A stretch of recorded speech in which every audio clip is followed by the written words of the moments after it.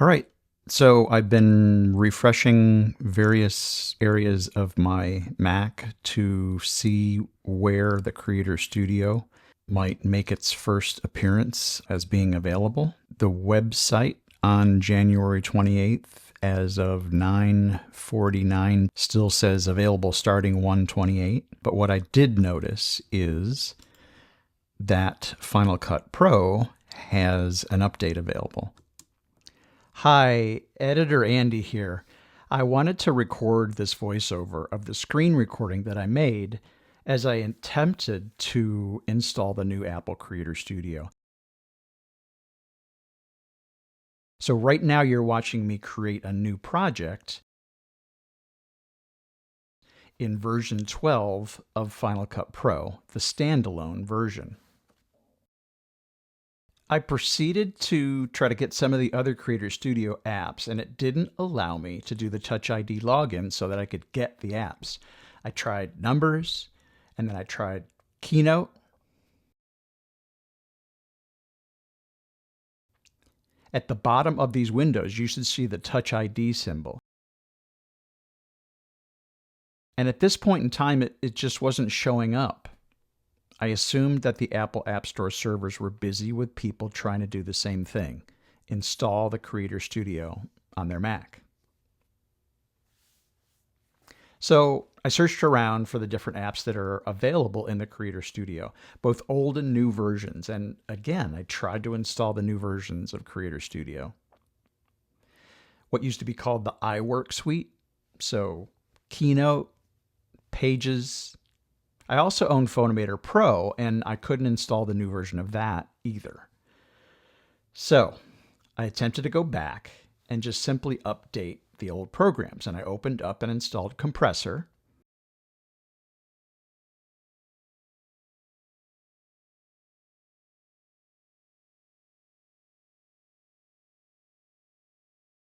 I was surprised to see that I didn't have Motion installed, so I installed that and then opened the new standalone version of Motion.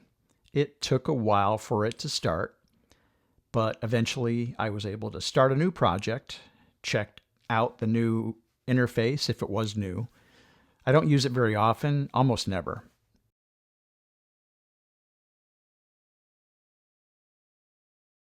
So I went back to check the new version of Keynote. Nope, not available. Numbers, nope. Pages, nope. And I updated Keynote to the current version. Notice there's a little message that says this version will no longer be updated, which I thought was kind of interesting. I'm wondering how long the non-Creator Studio version will be available and receive some of the updates. Can I install the new version of Keynote yet? Nope. Probably still busy at the server level, I guess. Finally, it worked though, and I was able to install Creator Studio version of Keynote and looked at some of the new themes. There was a little box that allowed you to click the Apple Creator Studio to install it. I went through that process and chose the Educator Monthly to try it out.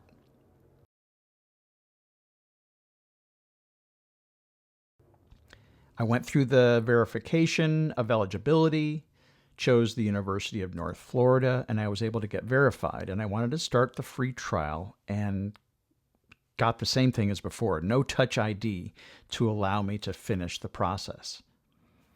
So I figured, well, I'm going to probably have to wait a while, let things work themselves out. However, then I thought I could go on my iPad and install the iPad version of Final Cut.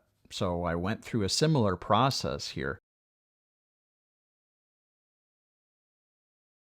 Touch ID was available, and I completed the subscription to the Education Monthly plan. I checked out some of the other installations that were available. I went and got the new Pixelmator Pro so that I could have that on my iPad. Very nice. I started up Pixelmator Pro, kind of did a brief little tour of what that looked like, and then I went back to my Mac to see if I could log in, and it wasn't letting me go any further. When I tried to sign in, I got this white screen. I was kind of stuck.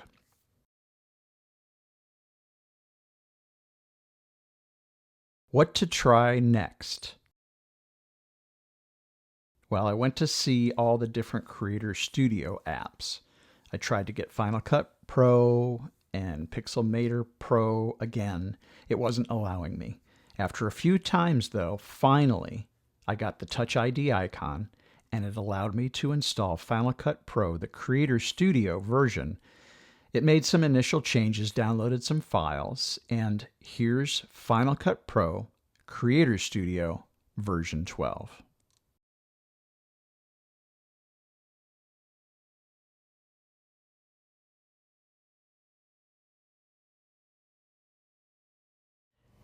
Some final thoughts to wrap up this process/saga.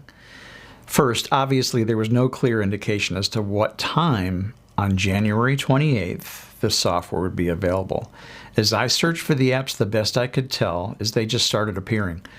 Second, if I had started from the iPad, would the process have worked better? I wouldn't say that's intuitive, and I probably would have had trouble downloading the apps because of the Touch ID issue. I don't know. I guess my issue ultimately was maybe I was too early and it made for a messy installation. You know, patience, virtue, blah, blah, blah. It was still worth going through the process and seeing how it worked, such as it was. Apple doesn't have the same process for apps as they do for hardware, where they shut down the Apple Store. You know, they put up the be right back sign. So is it worth it? I don't know. With the educator pricing, it definitely seems worth trying. For those who are curious about Final Cut Pro, especially students, it's certainly worth trying. In playing around with the new Final Cut, it still has some catching up to do with DaVinci Resolve, even after they've added some transcript and visual search features. DaVinci offers much more flexibility with transcriptions and subtitling, and also with exporting of transcripts. I'm hoping a subscription will stimulate future development and add more features.